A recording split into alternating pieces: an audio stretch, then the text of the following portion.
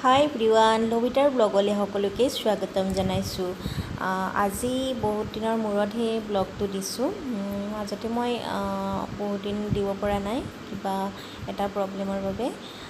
আজি মই আপোনালোকৰ ওচৰলৈ লৈ আহিছোঁ ভেজ পোলাও, আৰু ভেজ পোলাওৰ ইনগ্ৰিডিয়েণ্টছখিনি মই আপোনালোকক ইয়াত দেখাই আছোঁ। ইয়াত মই লৈছোঁ ড্ৰাই ফ্ৰুটছ লোৱা হৈছে। ড্ৰাই ফ্ৰুটছত লৈছিলোঁ, তাৰ আগতে পিঁয়াজ কাটি লৈছোঁ, আৰু ড্ৰাই ফ্ৰুটছত লৈছোঁ কাজু, খিচমিচ, আৰু এয়া লোৱা হৈছে লং ইলাইচি, জায়ফল, জায়ত্ৰী, ৰিফাইন আৰু জহা চাউল। এতিয়া মই পোলাওটো বনাম কুকাৰত, আৰু কুকাৰটো মই দি লৈছোঁ, অকণমান গৰম হ'বলৈ দিছোঁ। তাৰপিছত ইয়াত মই 3 চামুচমান ৰিফাইন দি পিঁয়াজটো দি দিছোঁ। পিঁয়াজটো দি ফ্ৰাই হ'বলৈ দিছোঁ, অলপ সময় ৰঙচুৱা হ'ব দিছোঁ অলপ। তাৰপিছত ইয়াত দি দিম মই গোটেই ড্ৰাই যিখিনি ইনগ্ৰিডিয়েণ্টছ আছিলে ড্ৰাই ফ্ৰুটছখিনি, সেইখিনি দি দিম।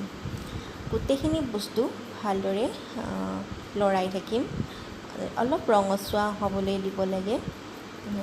আৰু এটা কথা মন কৰিব, এয়া মই গোটেইখিনি ড্ৰাই ফ্ৰুটছ দি দিছোঁ।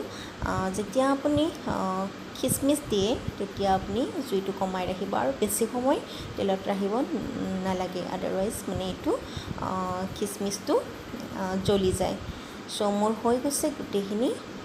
এতিয়া মই ইয়াত দিম চাউল, ইয়াত জহা চাউল। মই জহা চাউল দিছোঁ, বাচমতি চাউল দিলে বেছি ভাল হয়, বাট মোৰ লগত আজি জহা চাউলে আছিলে, চ' মই জহা চাউলে দিছোঁ। গোটেইখিনি ফ্ৰাই হৈ গ'ল, এয়া প্ৰায় ৰঙচুৱা হৈছে। আৰু এতিয়া ইয়াত মই ডাঙৰ গিলাচ এটাৰে এগিলাচ পানী দিম। যিহেতু ইয়াত মই 2 কাপ চাউল দিছিলোঁ সৰু কাপ এটাৰে, চ' মই পানী দিছোঁ 1 গিলাচ।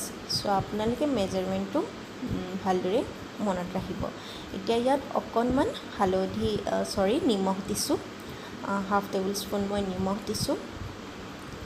ইয়াৰ পিছত শেষত মই ইয়াত দিম ঘি দিম, 5 চামুচমান ঘি দি দিছোঁ, আৰু লগতে ঢাকনিটো দি দিছোঁ।